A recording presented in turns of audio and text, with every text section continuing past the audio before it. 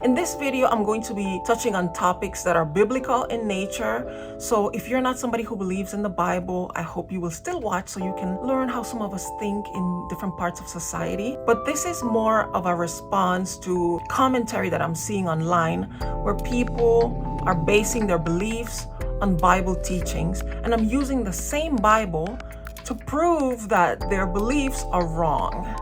And so I just wanted to make that little caveat at the beginning of this video. I hope you continue watching. Hi, welcome back to my channel. I just wanted to remind you, if you are not subscribed already to my channel, please subscribe. We recently surpassed 1,000 subscribers and I'm trying to get to 2,000. I wish you could help me with that. So thank you so much for watching and let's go on with the video. This video is kind of like a part 2 of the video that I put out last week when I was talking about how girl boss energy is feminine energy, is soft energy, contrary to what people say that it is masculine and it has nothing to do with the natural disposition of a woman. And so this is kind of a part 2 to that, mainly because I wanted to make a correction to a mistake that I made with the last video. In the last video, I said this. In the Bible, when God commands the woman to obey her husband, God was cursing the woman. Well, you might say, well, we should go back to the principles, whether there was a curse or not, of what God said life should be as punishment for sin. How many women who believe that had an epidural when she gave birth? Why didn't you subject yourself to the severe pains that God cursed you with? Yes, it was a curse, but if there's something we can do to minimize the effects of the curse, why wouldn't we? Isn't it better to have less pain when giving birth? Well, isn't it better to have a more equal partnership in a marriage, in a relationship, than to have one person be subject under the other? Well, when my mom saw this, and my mom is a magnificent theologian, she spotted a mistake that I made. And the mistake was, I said that God cursed the serpent, the woman, and the man. God didn't curse the man or the woman. He cursed the serpent, he cursed the earth, the ground, but he never cursed the man or the woman. When he was doling out these instructions or these consequences, it was really a punishment, not a curse. And as a technicality, it's a very valid commentary. A curse feels more permanent, whereas a punishment is something that is used for people to learn from their mistakes. A punishment can be given in love, and we must always remember that anything that God does for human beings is out of love. And I wanted to emphasize that. It was very important for me to make that very clear, and I thank my mom for pointing that out. But the sentiment I was putting out there, what I was really trying to say, is that this hierarchy of the man being over the woman is not something that comes naturally to us. In the beginning, at the very beginning, when God created man and woman, he intended for us to be equals. And like I briefly pointed out in the first video, in the very beginning, God gave the woman and the man the same name. And that is something that is very symbolic. A lot of people believe that God named the man Adam and he named the woman Eve. Actually, he named both of them Adam. And after the fall, as a result of sin, Adam named his wife Eve. That is when you begin to see a separation between them, that they're not one. And so all these things took place as a result of sin. It was a punishment. It wasn't a blessing. God didn't bless man and woman by giving us these roles. The man is up here and the woman is beneath him. That was not a blessing. It was a punishment, and it is something that we should not aspire to. We should learn from the punishment and move on. And that goes towards the line of what I said about how we have tried to mitigate the symptoms or the consequences of the punishment that God passed down to us. God punished the woman with extremely severe labor pains. And over time, we have discovered ways to minimize that pain. Are there any women out there giving birth with no pain? No, not that I know of. Even if you are knocked out cold during your delivery, when you wake up, there's going to be some pain, and it's going to take a while for that pain to go away. If you have a C-section, you are going to need time to recuperate from the pain. There is always pain attached to giving birth, but we have minimized the effects of that punishment. Same thing with when God cursed the earth and punished the man by saying, it's going to be very difficult for you to extract food from the earth and have something to eat. You're going to have to sweat. There's going to be thorns and thistles, and you're going to be working in the sun, and it's going to be really difficult for you to feed yourself. But like I mentioned in the last video, we have found a way to make it easier. We have the massive agricultural industrial complex where, yes, we have people who work and toil in the sun, and we thank God for them. But pretty soon, even that is going to stop. Machines are going to take over. Robots are going to take over harvesting of our agriculture and even the seeding and planting of our agriculture. And you're going to have machines taking care of everything from the planting to the harvesting to the transporting it to warehouses, to grocery stores, into people's homes. It's no longer something that we have to toil and labor under the sun to acquire, to be able to eat. And so we're okay with alleviating the symptoms of the punishment that God gave us. Why are we still holding on to one of the punishments that were doled out to us on that same day, which was the man has to be over the woman and the woman has to be under the man? So the evolution of society away from those strict, rigid rules is a sign that, just like every other thing that we are doing to make life easier, we are moving on from the severity of the punishment into something that is more cohesive, more comfortable, and more going back to the nature of who we were before sin. So one thing that I didn't mention when I was making this video last week is that this conversation of what is natural or unnatural about the relationship between men and women was born out of a tweet that I saw. So this is the tweet in question, and I'm going to read it for those of you who are not looking at the screen. And it says, I asked my husband if he wanted me to vote this year. He said going forward, he doesn't want me to vote. And I couldn't be more relieved. I truly think things like voting and law enforcement should be reserved for men only. Praying hands emoji. And that a lot of people saw it, went viral, and it started this firebrand of conversations about what is a righteous marriage or a marriage that is godly.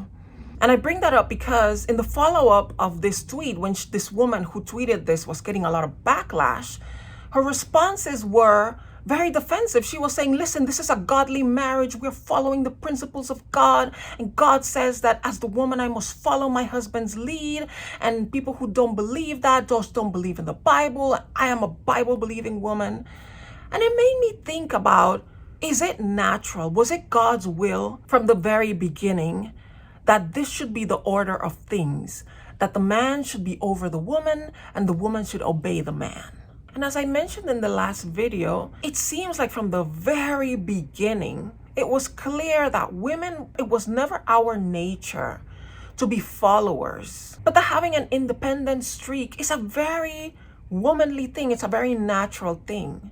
And it shouldn't be looked at as something rebellious or mean or evil, even though in the Bible, oftentimes it has been portrayed that way, that when the woman took the lead, she led her man astray and she led him down the wrong path, starting with Eve and then continuing with Sarah, who told her husband that because she couldn't have children, he should get with her servant, have children with her, and those children will be her children. And that the reason why there's this war that will never end in the Middle East is because Sarah convinced her poor husband to have sex with her much younger servant and have a baby with her. And there's other examples in the Bible that shows that, and there's a point to that. But to ascribe it as wrong because the woman was the one who took the lead is actually wrong, because we have infinite examples in the Bible of men who made terrible decisions on their own without being inspired by women to do this. So making bad decisions and taking bad positions in leadership is not something that is gender-based, but it has to do with individuals' personalities. That's very clear. We don't have to keep going on that. That's something that's very understandable. But throughout the Bible and in different forms of media, which are all written and controlled by men, we have to make that very clear. The idea is women are not apt to lead, to take control of situations because, I don't know, we get overwhelmed, I guess, especially around our periods. We're not reliable emotionally and mentally. We're kind of a mess. We're kind of topsy-turvy. We get confused and oh.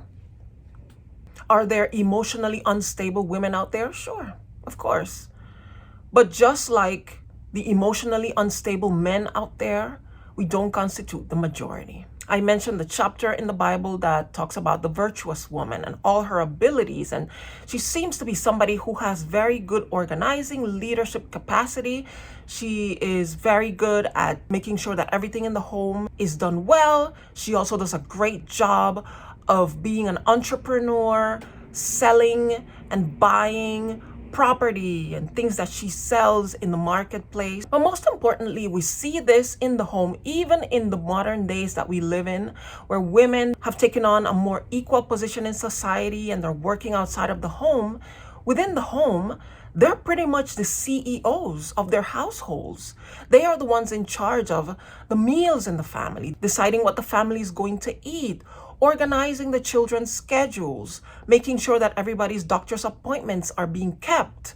She usually plans the family vacations. The man seems to be the one who, in those traditional homes, brings home the money, gives it to the woman, and then she divides it and parcels it out in doing all the things that she does. A lot of the women are the ones who are in charge of paying the utilities, of running the errands for the home, and making sure that everything is stocked up and we're not running out of anything. These are all leadership qualities that should not be overlooked because they're taking place inside the home. It's just showing that as women, we're very capable in taking on these responsibilities without getting overwhelmed, without getting confused. In fact, because women are so effective at doing these things, a lot of times when the man has to substitute her and go to the grocery store and pick up something, he often, gets the wrong thing. I mean, I don't want to, I'm trying not to engage in this stereotypical thinking because we do see that the media portrays men as kind of bumbling and not really knowing what they're doing around the house. And when they go to the grocery store, they have to be calling the wife, which one did you say? I can't find it. Or when they're in the home and they're like, I can't find my tie. And the woman just walks into the closet and she just picks it out and here it is. And I think that there's an agenda with that. It's trying to show, see, women, that's why we need you to do everything domestic because we can't do it. And that is just not true. But when we fall into these stereotypical roles that the media has presented to us, that the media and churches and society in general are passing down to us, we tend to fall into these roles without understanding that it is unnatural for a woman to not take leadership positions where the occasion calls for it. And it is unnatural for the man to be completely useless around the house. Because the same way the woman learned by doing things, so can the man learn. So can we all agree that stereotypes are wrong? That we should allow every person of both genders to explore their abilities. There are women out there who don't want to be leaders, who don't want to have the pressure of having to make major life decisions, and they would much rather let their husbands take that role. There are also men who don't want to take the position of being the one in charge, who would much rather be with somebody, a woman who is more comfortable taking up those roles of leading and organizing and being on top of things. We should allow people to be themselves and not say to them, oh, if you're a man and you don't want to be a leader, you're a beta male. You don't have what it takes to be a real man. No, he doesn't want to be a captain. He'd rather be a lieutenant. What's wrong with that? It is very unlikely that you're going to run into a couple that are 100% equal, that they are fully 50-50. Depending on personalities, you're always going to find somebody who's going to, take over, so to speak, and take on a role of more of the leader in the relationship. That's perfectly normal. What we shouldn't do is pigeonhole people into saying the man should always be the one to take the leadership role, and the woman should always be the one to follow. Because when we start assigning roles based only on gender and not on personality or personal ability, we can run into a lot of trouble. There are a lot of men out there who are terrible with money, really bad with money. And if the woman trusts the man to handle the finances because that's his role as the man of the house, you could end up in a really bad situation. And the opposite is also true. If you have a woman who is terrible at housekeeping and keeping the house clean and organized, and the man would do a much better job, but because he feels that the woman should be in charge of that, you can end up with a very messy home. Something that is not conducive for a healthy home environment for the parents or the children. So let's parcel out positions within the marriage and the home based on ability. When you do that, and you remove the stigma attached to people who don't want to ascribe to traditional gender roles, you will have homes that run a lot better. And the same goes for people who choose to remain single.